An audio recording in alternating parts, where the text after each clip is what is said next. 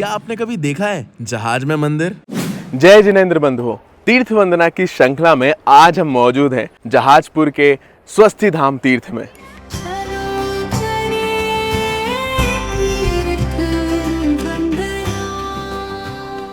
जहाजपुर, जिसके दुर्ग का निर्माण मूलतः महान मौर्य सम्राट अशोक के पौत्र जैन शासक संपत्ति ने किया था। जहाजपुर में अनेक प्राचीन जैन मंदिरों के खंडहर भी मिले हैं। इसी क्रम में 23 अप्रैल 2013 भगवान महावीर जन्म कल्याणक के दिन जहाजपुर में एक मकान की खुदाई के दौरान भूगर्भ से 7 प्राचीन प्रतिमाएं प्राप्त हुई। उन्हीं में से एक बड़ी प्रतिमा श्री 1008 मुनि सुव्रतनाथ भगवान की प्राप्त हुई। धीरे धीरे इस प्रतिमा से जुड़ी अनेक चमत्कारिक घटनाएं सामने आई, जैसे प्रतिमा का रंग बदलना, प्रतिमा का भारी और हल्का हो जाना। इसके बाद स्वस्ति भूषण माताजी की पावन प्रेरणा और मार्गदर्शन में प्रतिमाओं के विराजमान हेतु इस पावन स्थल की खोज हुई और ये अद्भुत जहाज के आकार का जिनालय और स्वस्ति धाम तीर्थ का निर्माण हुआ और भक्तों को कई चमत्कारिक अनुभव हुए, जिसके कारण ये क्षेत्र बहुत ही जल्द देश भर में जैन अजैन सभी श्रद्धालुओं की आस्था का केंद्र बन गया।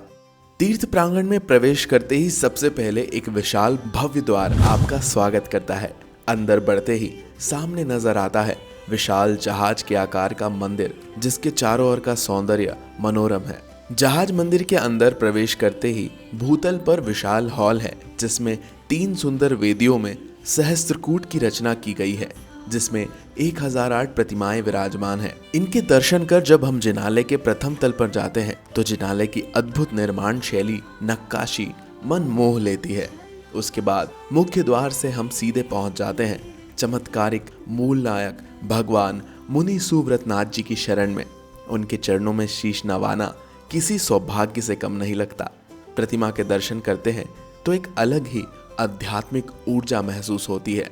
जितनी सुंदर भगवान की प्रतिमा है उतनी ही सुंदर उनकी वेदी। इसके पास 2 वेदियां हैं, जिनमें एक में भगवान आदिनाथ जी की प्रतिमा और दूसरी में भगवान महावीर स्वामी की प्रतिमा, अन्य तीर्थंकरों की प्रतिमा विराजमान है। प्रथम तल पर दर्शन के बाद हम पहुंच जाते हैं द्वितीय तल पर, जहां है 24 तीर्थंकरों की प्रतिमाएं और इस द्वितीय तल से पूरे तीर्थ प्रांगण के मनमोहक नजारे भी दिखाई देते हैं। जिनालय के बाहर प्रांगण में भव्य मान स्तंभ के दर्शन होते हैं, साथ ही कई अद्भुत कलाकृतियां जो उद्यान में स्थित है। इसके साथ ही यहाँ संत भवन, यात्रियों हेतु शुद्ध जैन भोजनशाला और विशाल धर्मशाला भी बनी हुई है। तीर्थ की ऊर्जा वाकई अपनी ओर आकर्षित करती है। आप भी इस तीर्थ की वंदना कर पुण्यार्जन जरूर करें।